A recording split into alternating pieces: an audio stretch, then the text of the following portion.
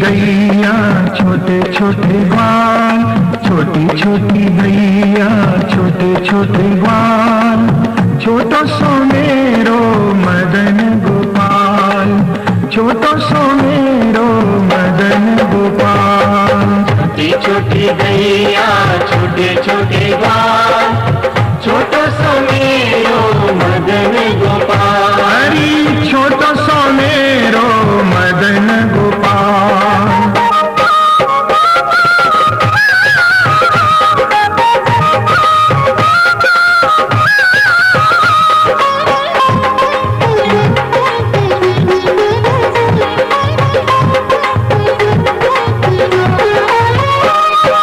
आगे आगे गैया पीछे पीछे बाल, आगे आगे गैया पीछे पीछे बाल, आगे आगे गैया पीछे पीछे बाल, आगे आगे गैया पीछे पीछे बाल।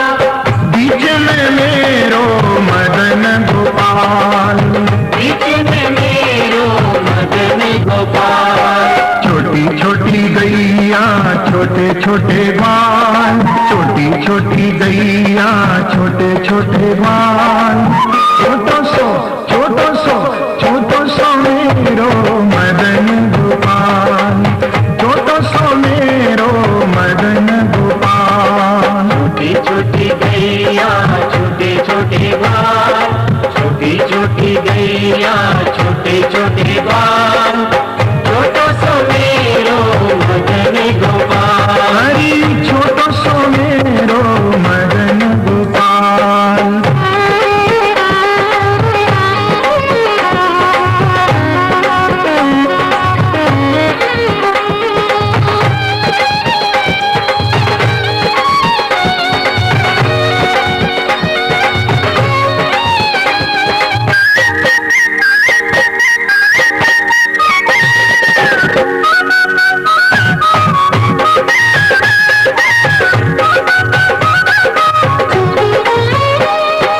कारी कारी गैया गोरे गोरे बाल, कारी कारी गैया गोरे गोरे बाल, कारी कारी गैया गोरे गोरे बाल, कारी कारी गैया गोरे गोरे बाल। श्याम वरण मेरो मदन गोपाल, श्याम वरण मेरो मदन गोपाल। छोटी छोटी गैया छोटे छोटे बाल, छोटी छोटी गैया छोटे छोटे बाल, छोटो सो छोटो सो छोटो सो मेरो मदन गोपाल, छोटो सो मेरो मदन गोपाल। छोटी छोटी गैया छोटे छोटे बाल, छोटी छोटी गैया छोटे छोटे बाल, छोटा सो मेरो मदन गोपाल। हरी छोटो सो मेरो मदन गोपाल।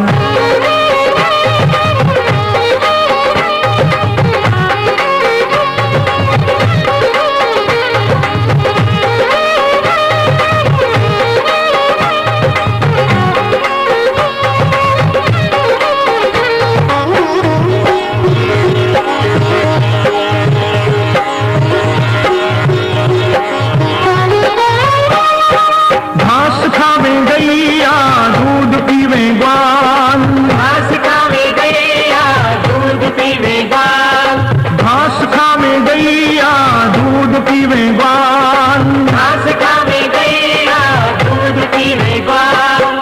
माखन खावे मेरो मदन गोपाल, माखन खावे मेरो मदन गोपाल। छोटी छोटी गैया छोटे छोटे बाल, छोटी छोटी गैया छोटे छोटे बाल, छोटो सो छोटो सो छोटो सो मेरो मदन गोपाल, छोटो सो मेरो मदन गोपाल। छोटी छोटी गैया छोटे छोटे बाल, छोटी छोटी गैया छोटे छोटे बाल, छोटा सो मेरो मदन गोपाल। हरी छोटो सो मेरो मदन गोपाल।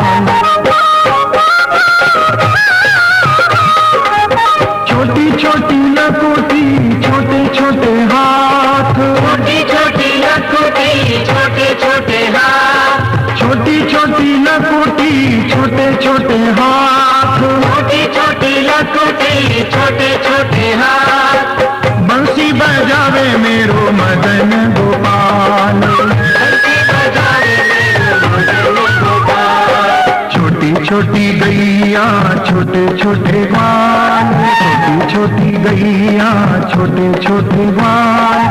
चिंतन करावं म्हणजेच परमेश्वराची प्रार्थना करावी की यांचा धर्मसिद्धीस गेला पाहिजे, अशी मी आग्रहाची कळकळीची विनंती सर्व स्त्रियांना, महिलांना, पुरुषांना, संतांना, धर्माचार्यांना करतो. म्हणजे आपण स्थितप्रज्ञ व्हाल आणि नंतर आपणाला अध्यक्षीय भाषण ऐकल्यानंतर पुढचा भोजनाचा देखील कार्यक्रम या ठिकाणी स्वस्थ चित्ताने घेता येणार आहे. म्हणून पुन्हा एकदा मी प्रार्थना करतो की मन स्थिर ठेवून परमेश्वराचे आपण या साधकांसाठी हे आमचे सप्त युवक आकाशामध्ये या महानुभाव पंथामध्ये आज विकसित झालेले आहेत ते सप्तऋषी सारखे चमकावे एवढीच मी त्यांना प्रार्थना करतो आणि ईश्वरांना देखील मी प्रार्थना करतो. भगवान श्री चक्रधर स्वामी की जय. आपण सर्वांनी शांत बसून जायचंय. पूजा करणाऱ्या माणसाने सुद्धा, पूजा करणारी माणसं त्याच ठिकाणी गादीवर बसून जायचंय. पूजा करणाऱ्या बायांनी सर्वांनी गादीवर बसून जायचे. बसाई बसा खाली.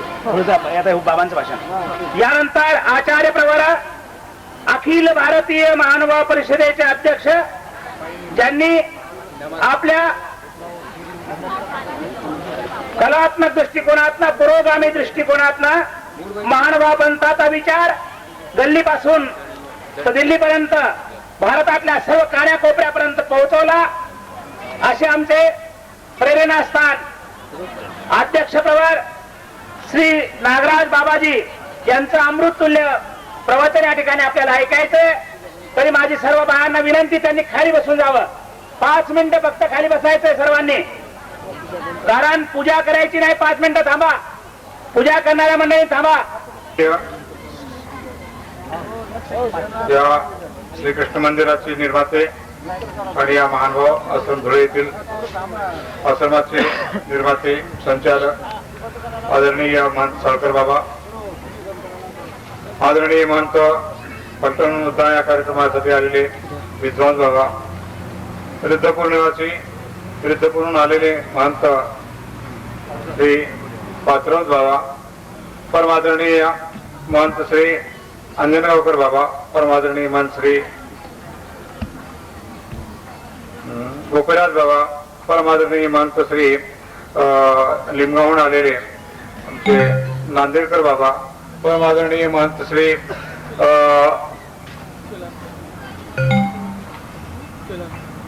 केदारकर बाबा, परमादरणीय महंत श्री रायरकर बाबा, परमादरणीय महंत श्री कल्याणकर बाबा, सर्व आचार्यगण, पंथाची धुरीने असलेले अत्यंत महत्वाचे असे सर्व महंतगण, साधू मंडळी आणि या कार्यक्रमासाठी दीक्षाविधीसाठी मुद्दाम आलेले सर्व संत, महंत, साध्वी, तपस्विनी,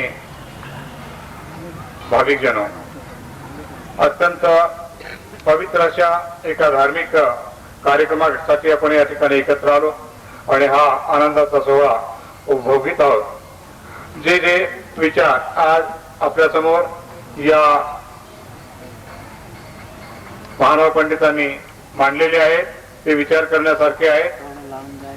इतर समाजामध्ये 4 आश्रम म्हणून शेवटी संन्यास आश्रम दिलेले आहे. महानुभाव पंथ किंवा इतर या ठिकाणी या दोन्ही आश्रमाला परवानगी केव्हाही आहे. बाल असो, वृद्ध असो अथवा तरुण असो, ज्याचं मन परिवर्तित झालेलं आहे, ज्याला धर्माकडे यावं अशी इच्छा आहे, असा कोणीही मनुष्य, कोणीही व्यक्ती केव्हाही परमेश्वराच्या चरणी शरण जाऊ शकते. हे अनेक उदाहरणं हिंदू धर्मामध्ये आहेत, महानुभाव पंथामध्ये आहेत. कारण क्षण चित्तम क्षणम वित्तम क्षणम जीवित मानवा यमस्य करुणा नास्ती धर्मस्य करता येता. मनुष्याचं क्षण क्षण आयुष्य उणं होत असतं आणि अशा उण्या होत असलेल्या आयुष्यामध्ये नाना प्रकारचे संकल्प मनुष्य आपल्या मनामध्ये करत असतो. त्यात वाईट अधिक असतात, चांगले फार थोडे असतात. आणि त्या चांगल्या चांगला जो उल्लेख, जो संकल्प, जो विचार परमेश्वराच्या जो शरण जाण्याचा असतो, त्या क्षणाला जर आम्ही पकडलं नाही तर आमच्या जन्माची अधोगती होत असते. कारण सर्व जन्मामध्ये सर्वश्रेष्ठ जन्म असा मनुष्याचा मानलेला आहे आणि तोही कर्मभूमी मधल्या मनुष्याचा मानलेला आहे.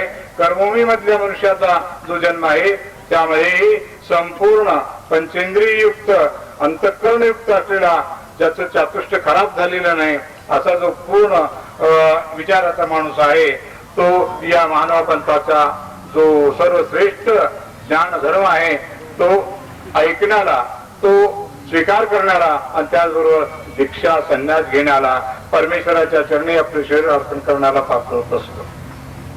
तर स्वामींनी सांगितलेले संपूर्ण शक्तीचा स्वीकार करून आम्ही त्या संपूर्ण मनुष्याला ज्ञानदान करतो. आणि तो संपूर्ण असलेला जो जीव आहे, जो या जगामध्ये सर्वोत्तम असा मनुष्य समजला जातो, तो त्या परमेश्वराच्या शरण जातो. कारण त्याच्याजवळ असलेला ज्ञानाचा अधिकार, त्याच्याजवळ असलेला अनेक प्रकारच्या कार्याचा अधिकार, हा ज्ञानभक्ती वैराग्याचा अधिकार, हा ज्यावेळी पूर्णत्वाला येतो तेव्हा तो परमेश्वराच्या चरणी शरण जाण्याला पात्र होतो. आता संपूर्ण मनुष्य या ठिकाणी आज आपल्याला दिसून येतोय. आणि तो दिसून येत असलेला जो मनुष्य आहे तो परमेश्वराला शरण जातो.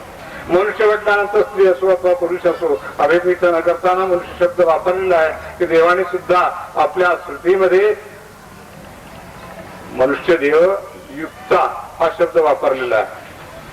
तो मनुष्य आहे, तो स्त्री आहे की पुरुष आहे, वृद्ध आहे की लहान आहे असा शब्द वापरलेला नाही. म्हणून ज्ञानाला पात्र होतो, अनुसरणालाही पात्र होतो. म्हणून असा संपूर्ण मनुष्य जो आहे तो आपण बनण्याचा प्रयत्न केला, आपला ज्ञानाचा अधिकार नसेल तो आपण वाढविला, आपला श्रद्धेचा अधिकार नसेल तो वाढविला, तर आता या 20व्या शतकाच्या शेवटाला श्रद्धा ही नामशेष झालेली आहे. श्रद्धा ही नामशेष झालेली आहे. जिव्हाळा हा निघून गेलेला आहे. फक्त शब्दात आपण वापरतो तेवढाच जिव्हाळा आहे. एकाने म्हटलं घर असावे घरासारखे, नकोत नुसती नाती, नुसते नाते नको, त्यात जिव्हाळा पाहिजे. जर घराघरामध्ये ग्रस्ताश्रमामध्ये जर तो जिव्हाळा असेल तर परमेश्वराकडे तो जिव्हाळा लागू शकतो. पण घरामध्ये जिव्हाळा निर्माण झाला पाहिजे, ही महत्वाची गोष्ट आहे. आपला मुलगा असो, आपल्या म्हातारपणी कामी पडेल, आपला बाप आहे त्याची संपत्ती आपल्याला मिळेल, आपली आई आहे ते आपल्याला करून मिळेल. म्हणजे सर्व स्वार्थाचे विचार आपल्या समोर असतात आणि म्हणून हे स्वार्थाचे विचार घेऊन जिव्हाळ्याचे विचार ठेवले पाहिजे. स्वामी म्हणतात की आत्मज्ञान योगशी आत्मा जसा एक महत्वाचा आहे त्याला आपण प्रिय मानतो, त्याप्रमाणे आत्मज्ञान आपल्याला झालं पाहिजे. ते कसं? परमेश्वराला आपण आत्मा मानलं पाहिजे. डोळ्याचे दृष्टांचे स्वामीने सांगितलेलं आहे, त्या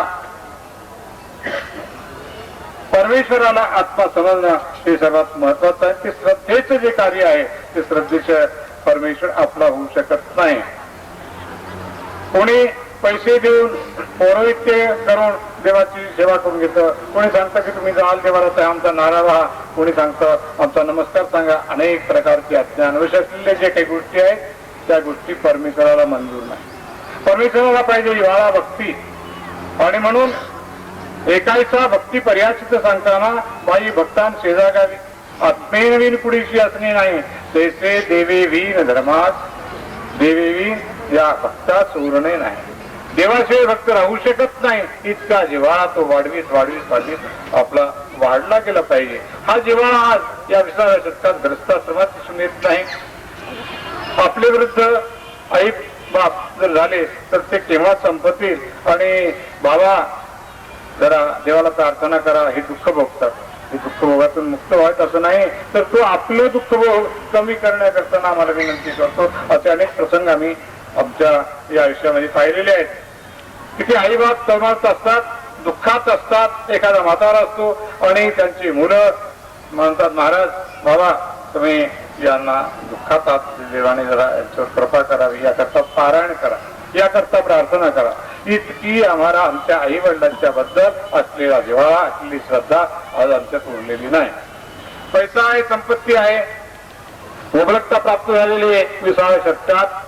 आजचा मनुष्य कोणी गरीब आहे असं म्हणता येत नाही. कारण शासनाने जे गरीब आहेत त्यांना श्रीमंत बनण्याचे ध्येय पुढे ठेवलेलं आहे. त्या ध्येयातून ते किती गरीब राहतात हा प्रश्न वेगळा आहे, परंतु त्याचं हे ध्येय आहे.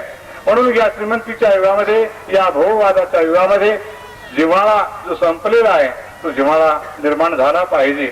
तो प्रत्येक संसारामध्ये झाला पाहिजे. आईला मुलाबद्दल, मुलाला आईबद्दल, पत्नीला पत्नीबद्दल, पत्नीला पतीबद्दल, भावाभावात मध्ये हा जिव्हाळा निर्माण झाला पाहिजे.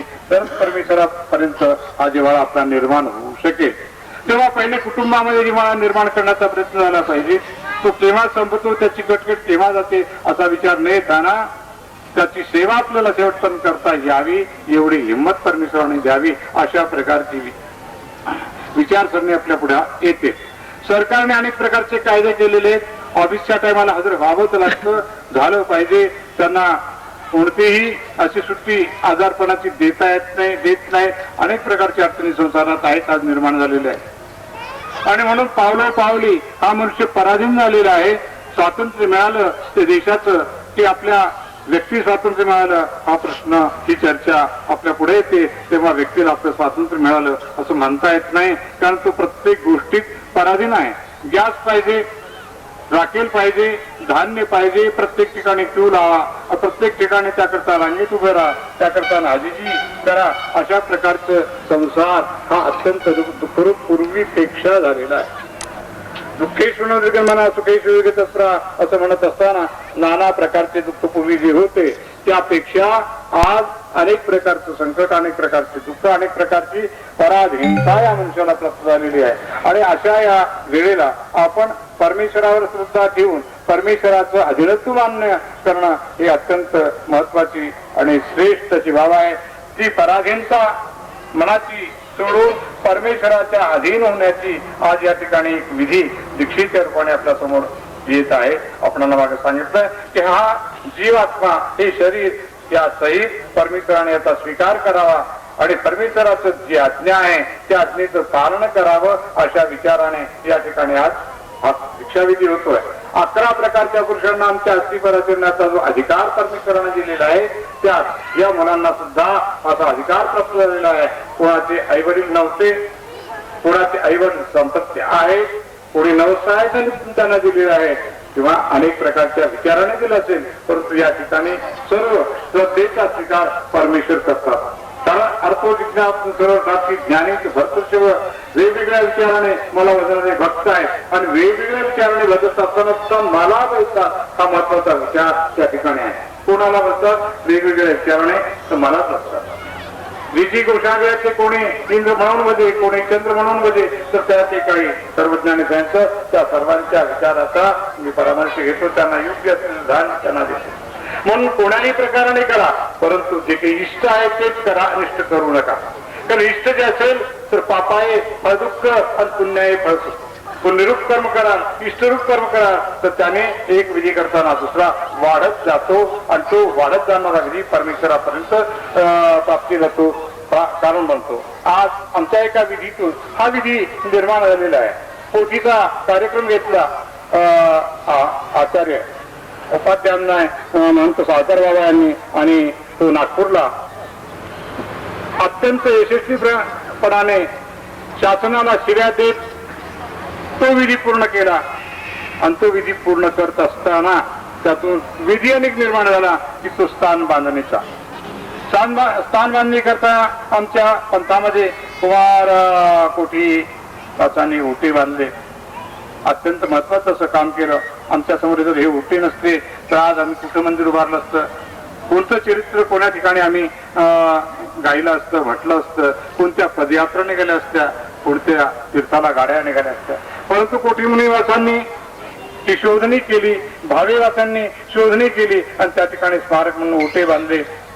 त्यानंतर अनेक लोकांनी, पाटुतकर दादा पुढे झाले, वैरागी बाबा झाले, अनेक लोकांनी अशी तीर्थस्थानं बांधत आले. शामराव साले होते, तेही असं काहीतरी तीर्थस्थान बांधणीचं कार्य करत होते. परंतु हे सर्व आज पाठीमागं पडले. तुम्ही आम्ही पाहिलेले ओंकार दादा यांनी 50 मंदिर बांधण्याचा आपणासमोर उल्लेख येतो. आत्मतीर्थासारखं नदीमधलं अत्यंत महत्वाचं स्थान त्यांनी बांधलं. परंतु त्यानंतर बहुत बऱ्याचशा तीर्थाचं तीर्थस्थान बांधण्याचं कार्य जे आता सावकार बाबा यांनी हाती घेतलेलं आहे ते खरोखर वाखाणण्यासारखं आहे. ठिकाण असेल, स्थान असेल तर आमचा धर्मसिद्धीला जाऊ शकतो हे आपणाला हजारो वर्षाच्या इतिहासातून लक्षात येतं. अनेक प्रकारचे मंदिर, ते भुवनेश्वर असो, ते अयोध्या असो, ते द्वारका असो, ते कोणार्कचं मंदिर असो, रामेश्वर असो की सोमनाथ असो, हे सर्व धर्म, हे सर्व जे मंदिर आहेत, हे मंदिर आमची भारतीय संस्कृती वाचण्याकरता कारणीभूत झाले. हे मंदिर जयघोष करा, त्यांच्याकरता प्रभात फेरा करा, की त्यांच्याकरता सूत करता, अशा प्रकारची आमच्या संतांनी कधी हाकाटी केली नाही. त्यांनी निर्माण केली. मध्ययुगीन काळामध्ये, प्राचीन काळामध्ये या संत लोकांनी काय केलं तर माळागे जपत राहिले, त्यांनी समाजकार्य केलं नाही. अशा प्रकारची त्या संतांची टीका होत असते. परंतु संतांनी केली ती अस्मिता निर्माण केलेली आहे. मेरा तो गिरिधर गोपाळ दुसरा न कोई, त्या कृष्णावरती श्रद्धा निर्माण केलेली आहे, ती आपल्या भजनातून गायलेली आहे. त्या कृष्णा करताना आपला घरदार संसार, आपलं राज्य सर्व सोडलेलं आहे. एवढा त्याग आणि त्या त्यागाचा आदर्श आमच्या या भारतीय लोकांना दिलेला आहे. आणि म्हणूनच इंच चमडी द्यायची जात असताना सुद्धा संभाजी राजाने आपला धर्म सोडला नाही. आमच्या गोपाळदासांनी हा धर्म सोडला नाही. सांगितलं, जरोबा या शत्रूबा कुठपर्यंत तुम्ही त्रास देताल तोपर्यंत आम्ही तो सहन करू, त्यावेळेला आम्ही बोलायचं ते बोलू. आमच्या या संतांनी ती अस्मिता निर्माण केली, आमच्यामध्ये जागविली, परंपरा टिकवीत आली. म्हणून पेशवाईच्या काळामध्ये या मानवपंथाला नेस्त नाबूद करण्याचा जो विचार केला होता तो सुद्धा टिकू शकला नाही. किती संकट हो परमेश्वर, आपली परीक्षा पाहत असतो आणि या परीक्षेला आपण जर उतरलो नाही तर आपण फेल झालो, नापास झालो, आपला जन्म व्यर्थ गेला. परंतु या परीक्षेला आमचे साधू संत हे उतरले. अचल मुरारीबाज त्यांच्यावरती बसलेला पक्षी त्याला राजाने उडवलं, परंतु यांची जी श्रद्धा होती, जे स्मरण होतं, जी साधना होती ती ढळली नाही. म्हणून त्यांना अचल मुरारीबाज असं म्हटलं.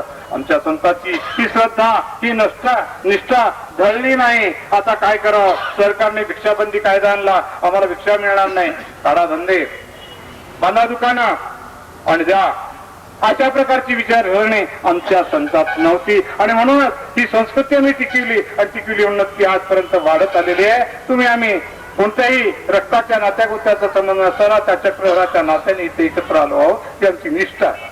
मानवपंथाला कोणीही संपवू शकत नाही, त्याच्या साहित्याला संपवू शकत नाही, कारण त्याची बेस, त्याचा मूळ पाया हा तत्वज्ञानावर आधारलेला आहे. आणि ते तत्वज्ञान ज्यांनी निर्माण केलं आहे तो जगतपती आहे. तो जगतपती आहे, त्याने हे शास्त्र निर्माण केलेलं. त्यांनी सांगितलेलं आहे इच्छे सकल ही नित्य, इथं सर्व अनित्य आहे परंतु हे नित्य आहे. आणि नित्य आहे म्हणून ते मागील काळापासून आजपर्यंत ते चालत आलेलं आहे. ते सनातन आहे. ते सनातन तत्व पाळण्याकरताना आमच्या समोर अनेक संकट आले. सावकारबाबांच्या समोर पोथीच्या वेळेला किती संकट आले त्याचा विचार आपण केला नाही. सरकारी संकट, व्यक्तिगत संकट, समाजातले संकट, तर सर्व संकटाला निष्ठेने तोंड दिलं. डीआयजीच्या समोर तुम्हाला अटक करतो, करा, खुशाल, हरकत नाही. आणि त्यांच्या समोर त्यांनी शासनाला लाखो शिव्या दिल्या. आपल्या चरित्राच्या शब्दामध्ये म्हणायचं झालं तर त्यांनी तिथं घागरा बांधला. अशा प्रकारचं निष्ठा अटक करता करा, हरकत नाही, आम्ही तयार आहोत, परंतु आम्ही आमच्या तत्वाला, आम्ही आमच्या परमेश्वराच्या धर्माला कधीही सोडणार नाही. की ज्याची निष्ठा असते तो धर्म केव्हाही जगातून मरणार नाही, तो मानवपंथ अमर आहे. आणि म्हणून आज या ठिकाणी आम्ही निष्ठेने उभे राहिलेलो की जे स्थान आमचे उद्ध्वस्त झालेले, ज्या स्थानाकडे आमचं दुर्लक्ष झालेलं आहे, काळाच्या ओघात म्हणा किंवा कोणत्याही स्थित्यंतरात म्हणा, आम्हाला 8 स्थानं 7 स्थानं वर्ज केली होती, ती त्या काळाचा आवश्यक होती. परंतु तो काळ संपल्यानंतर आम्ही जे काही करायला पाहिजे ते बदल आम्ही केले नाहीत. म्हणून मानवपंथ आणि मागं पडला, राजकारणापासून, समाज करण्यापासून जरा लांब पडला असं आपलं म्हणता येतं. परंतु धर्माच्या दृष्टीने तो मागं पडलेला नाही. आणि म्हणून आमची जी उपेक्षा समाजामध्ये झालेली आहे ती उपेक्षा थांबवण्याकरताना आपणाला सामाजिक कार्य करणं अत्यंत आवश्यकता आहे. आणि ते आवश्यक कार्य त्यांच्या हातून, त्यांच्या विचारातून आपण करून घेणं हे सुद्धा कौशल्याचं कार्य आहे. डाकरामला मंदिर बांधताना राजकारण्यांचा आश्रय घ्यावा लागला. मग त्यांच्या आधाराने यांनी काम केलं. त्यांना काय होतं तो आधार कोणाचाही घ्या. कोठी मुनिवासांनी जे स्थान बांधले ते बादशाहाला प्रसन्न करून बादशाहाला आशीर्वाद देऊन त्यांनी ते बांधले. आधार कोणाचा घ्या पण आपला धर्म वाढवा. ज्या धर्माने सर्व मानव जातीचं कल्याण होतं ते धर्म वाढवणं अत्यंत आवश्यक आहे. आणि डाकरामला हे कार्य करत असताना भांडाराचा कार्यक्रम झाला. भांडाऱ्याचा कार्यक्रम करत असताना अरण्यगामचा हा कार्यक्रम त्याने अरण्यात सुरुवात केला.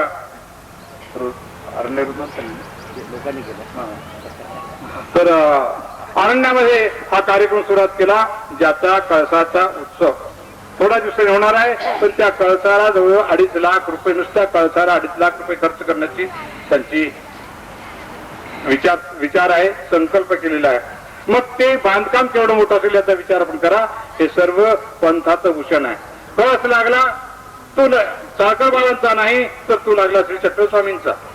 त्याच्याकडं अभिमानाने, त्याच्याकडं आत्मीयतेने धावून जाणारे भक्त लोक अनेक त्या ठिकाणी येतील, येऊ शकतील. ज्यांच्याबद्दल, ज्या स्थानाबद्दल साहित्यकाराने आपले साहित्य निर्माण केलं ते ठिकाण आज गरजलेले. निवासाला 6 महिने वास्तव्य होतं देवाचं, पण आज एक ठिकाण राहिलं नाही. का लोकक्षोभ. हा लोकक्षोभ आपल्याला कमी करायचा तो अशा सांस्कृतिक कार्यक्रमातून करायचा. त्यांना आम्हाला जवळ बोलवायचं. ख्रिश्चन धर्मीय लोक ठिकठिकाणी झोपड्यात जाऊन त्यांच्या मनाचं परिवर्तन करतात. त्यांच्यावरती अपार प्रेम आहे असं दाखवितात आणि विचाराचं परिवर्तन करून नंतर त्यांना धर्म स्वीकारण्याला बाध्य करतात. इच्छा नसताना अशी प्रकार आहे. आपण आपल्या मनाचं जे काही वैचारिक धन आहे त्याचा उपयोग लोकांच्या चुकीचे जे काही विचार आहेत त्याचं परिवर्तन करण्याकरता केला पाहिजे. आमच्यावर आलेले नानासाहेब जिंजुडे पाटील ते या दृष्टीने विचार करतात की नाही, या कार्यक्रमाला आमच्यातले सुशिक्षित लोक, डॉक्टर लोक जे न मानणार आहेत तेच जरूर आले पाहिजे. त्यांना बोलवा. आमच्या जिल्हा समितीचे अध्यक्ष शांतीलाल शेठ ते स्वतः तर काय, परंतु बायका पोरा सुद्धा चरण संकट सेवा करा, यांना प्रसन्न करा. या साधूच्या प्रसन्नतेनेच परमेश्वर प्रसन्न करणार आहे. एका विषयाची, एका गोष्टीची बारीक सारीक अशी लक्ष ठेवून ते कामाला लागतात. या दृष्टीने नाशिक जिल्ह्यातले मानव जिल्हा समिती पुढे आहे. 37 कार्यक्रम त्यांनी जिल्हा समितीचे केले, वेगवेगळ्या ठिकाणी केले.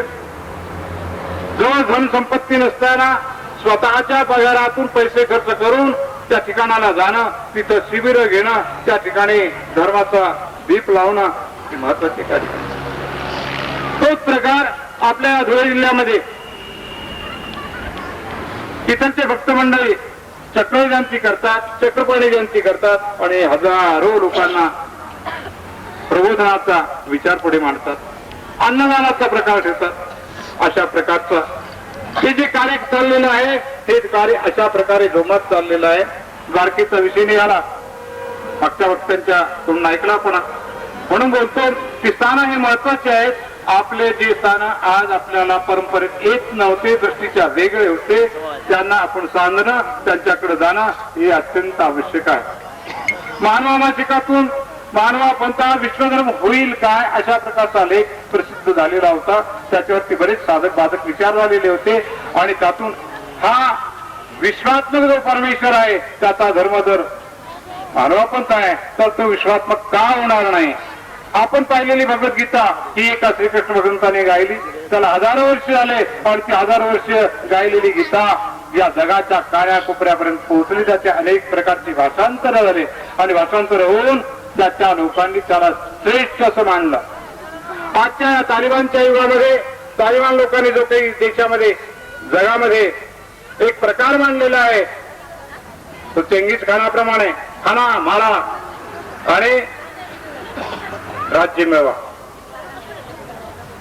लूट करा, मजा बघा, अशा प्रकारची जी विचारसरणी आपण ऐकताय. जगातले सर्व धर्म नष्ट करून आमचा इस्लाम धर्म वाढवला पाहिजे या विचाराचे जे लोक आहेत त्यांना सुद्धा भगवद्गीता ही संदेश देऊ शकते. आणि म्हणूनच भगवद्गीतेचं महत्व जसं जगभर पसरलेलं आहे तसं स्वामींनी सांगितलं तुम्ही पुराणी पुढे जाल. आणि ते भक्त लोक सुद्धा पुराण जसे अर्जुन युधिष्ठिर यांच्या कथा वाचतात त्याप्रमाणे तुमच्याही कथा लोक वाचतील. अशा प्रकारचा आदेश दिलेला असताना आम्ही आमच्या मनाचा कमजोरपणा कमकुवतपणा का म्हणून दाखवायचा. आम्हाला हे आमचं तत्वज्ञान आमचं चरित्र ते लोकांसमोर निर्भीडपणाने आणि योग्य तऱ्हेने पुढे ठेवलं पाहिजे. याकरता द्वारकेचं आश्रय आपण जरूर केला पाहिजे. तिसऱ्या नावात असलेले द्वारका हे शहर आपणाला नावानेच माहीत होतं, पण आता या सर्व संतांच्या माणसांच्या आणि भक्त लोकांच्या प्रयत्नाने ते आता आपल्याला आपलंसं वाटू लागलेलं आहे. ज्याला नपाळता आपण म्हणत होतो त्याला पाळतं करण्याचा हा जो एक विचार आपल्यासमोर निंबूरकरांनी सांगितला की द्वारकेच्या या यात्रेतून मी नपाळताला पाळतं हा शब्द शिकलेलो आहोत. जे पाळत नाही त्यांना पाळतं करणं ते वैवाटीत आणणं आणि त्यांना ते पाळायला लावणं ही महत्वाची बाब आहे. आम्ही आमच्या उगमस्थानाकडे जातो धरावती कारशी चक्रपाणी अवताराकडे, कारण गोविंद प्रभूचे गुरु चक्रपाणी आणि गोविंद प्रभू हे श्री चक्रस्वामींचे गुरु. हा जो प्रकार आपण पाहतो तोच प्रकार आपण श्री दत्तात्रय प्रभूच्या बाबतीत विचारात घेतला पाहिजे. द्वारकेला या वेळेला सत्रिकाश्रमापर्यंत जाण्याचा विचार आपण लक्षात घेतला पाहिजे. आपण एक आहोत ते अनेक झालो पाहिजे. संकुचित रूपाने आहोत ते विकसित झालो पाहिजे. आपण आपल्या विचाराचा आपल्या मनाचा विकास केला पाहिजे आणि सर्व समाजामध्ये हा विकास करण्याचा तिथपर्यंत जाण्याचा पोहोचण्याचा आपण प्रयत्न केला पाहिजे. राज्यांतर झाली अनेक प्रकारचे बंधनात्मार लादले गेले ती त्यावेळेची गोष्ट होते. आज पूर्व पश्चिम एक झालेला आहे. अनेक ग्रहावरचे संदेश एका सेकंदात आपल्याजवळ येऊन पोहोचतात. अशा या युगामध्ये आपल्याला आपला धर्म त्या माध्यमाच्या द्वारे तिथपर्यंत पोहोचता आला पाहिजे.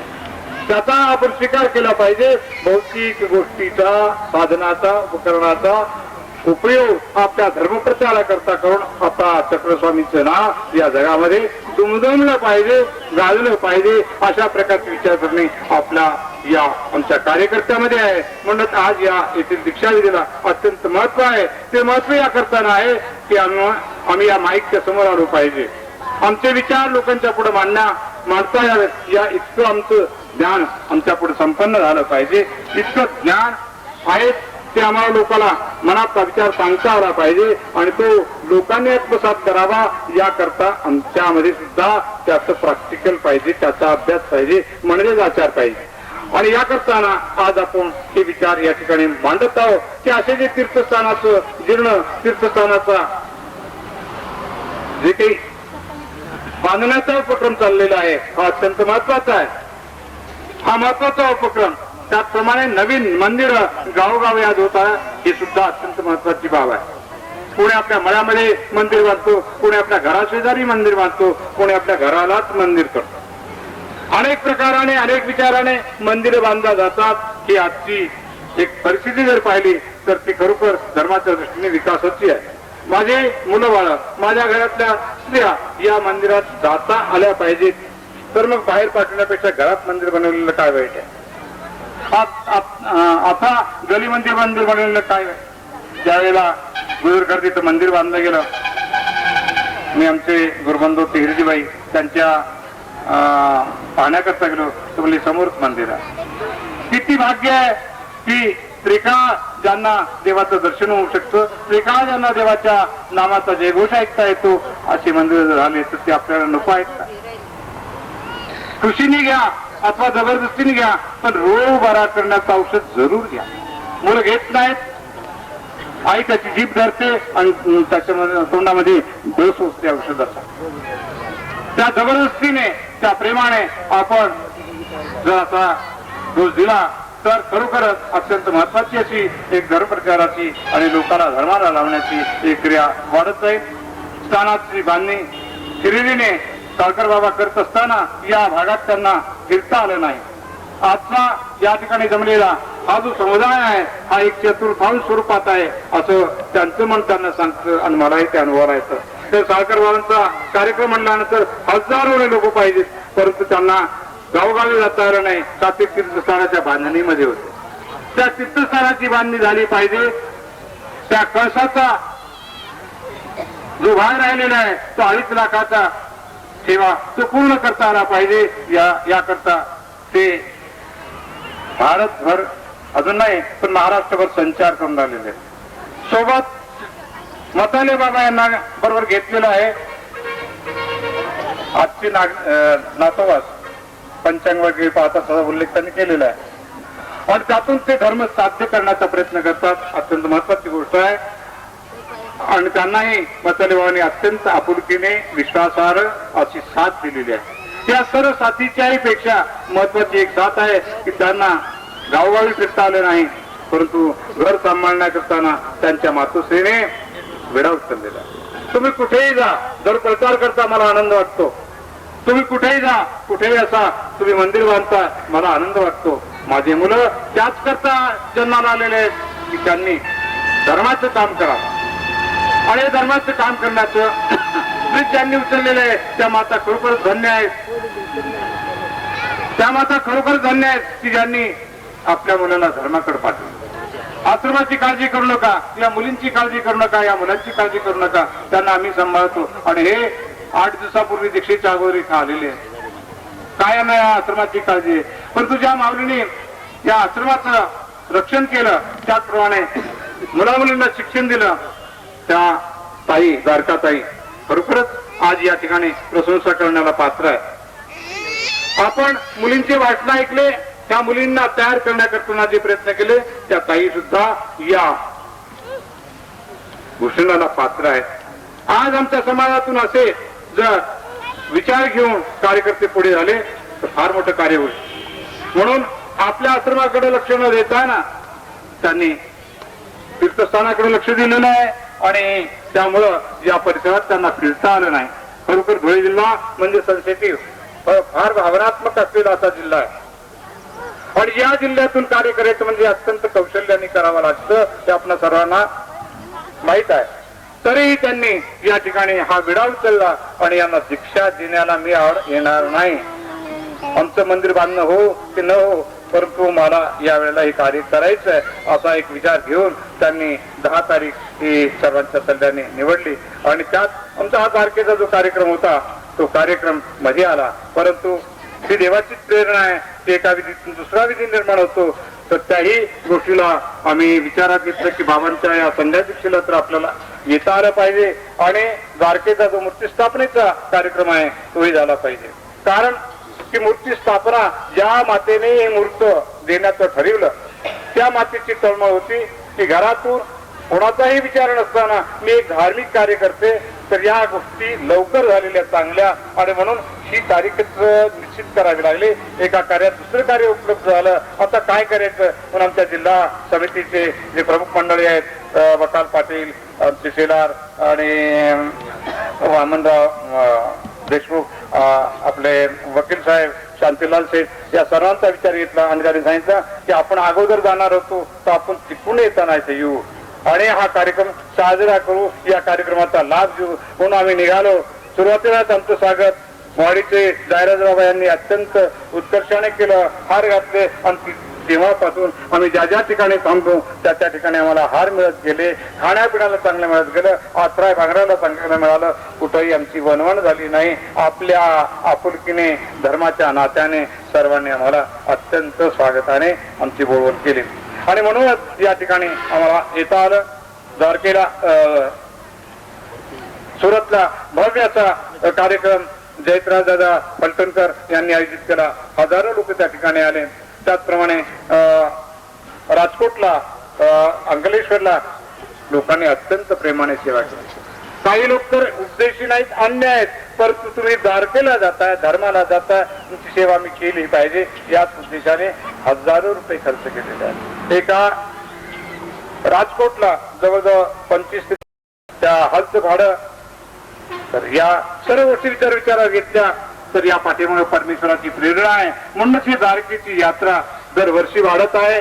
दरवर्षी अनेक लोक त्या ठिकाणी जन्माष्टमीला येतात.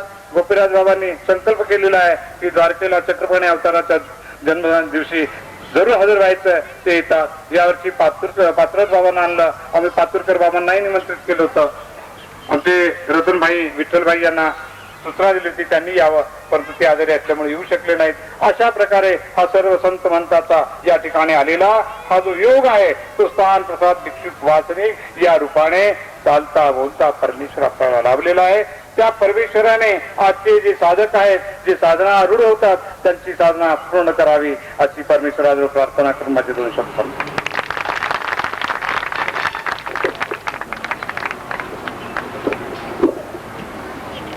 आज परममंगल पावन सोहळ्याचा आपण हा अनुभव घेतला. गायगर्दीमध्ये महंत श्री इलेराज बाबा हे तिकडे बाहेर होते, त्यांचं स्वागत करायचं राहिलंय. तर महंत इलेराज बाबा गणात हे माझ्या बालमित्र आहेत, परंतु त्यांचे स्वागत केलं पाहिजे.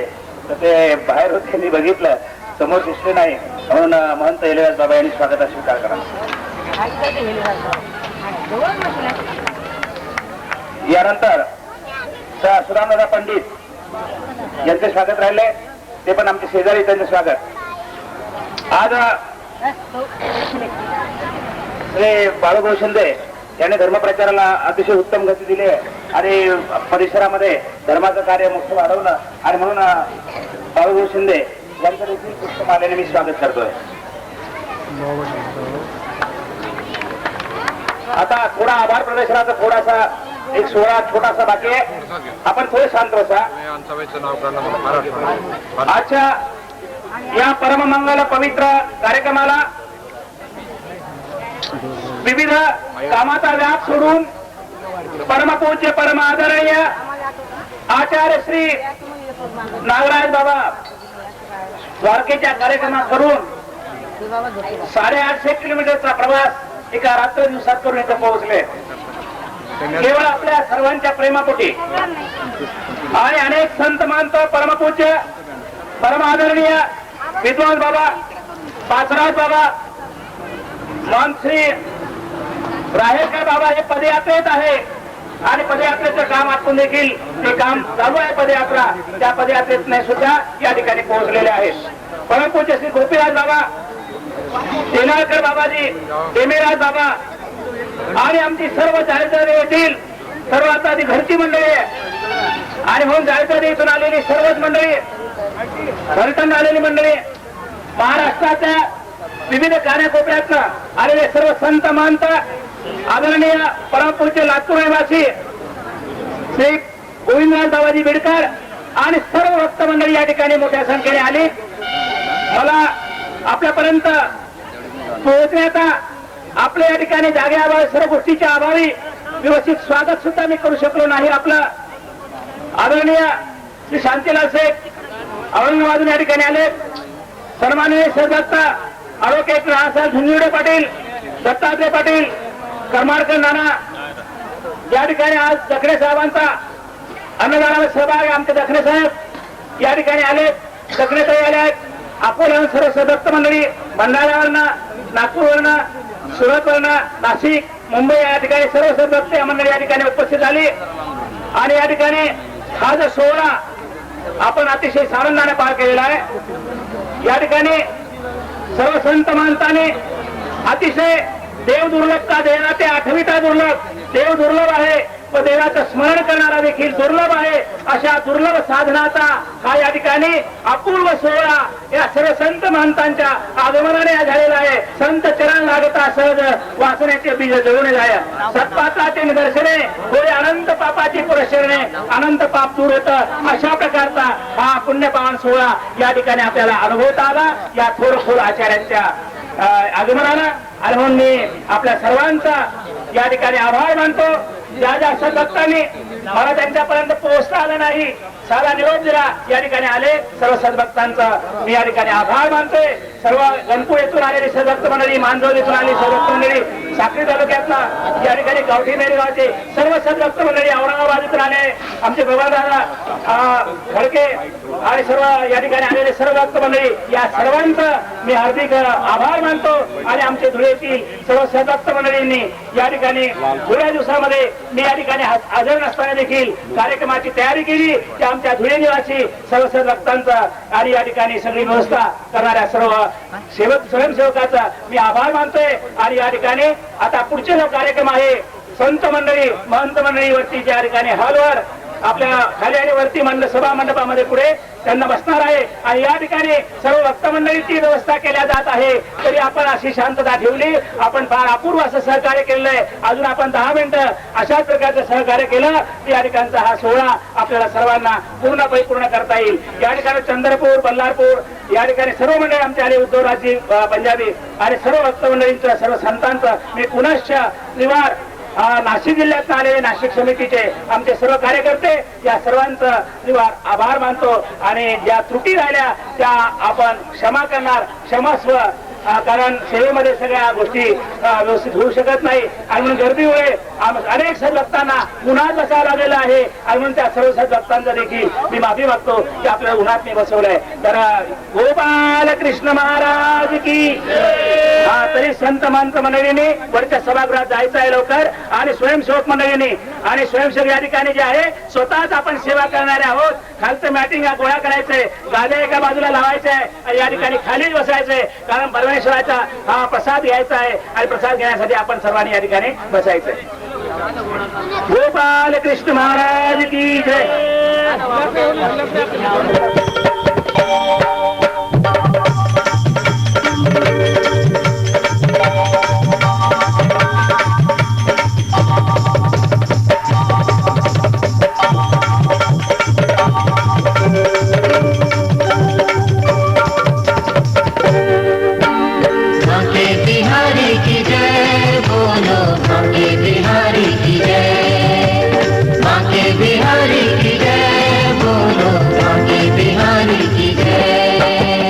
बांके बिहारी लाल तेरी जय होवे, बांके बिहारी लाल तेरी जय होवे, भक्तन के रखपाल तेरी जय होवे, भक्तन के रखपाल तेरी जय होवे, जय होवे तेरी जय होवे, तेरी जय होवे, तेरी जय होवे, जय होवे तेरी जय होवे, तेरी जय होवे, तेरी जय होवे, बांके बिहारी लाल तेरी जय होवे, बांके बिहारी लाल तेरी जय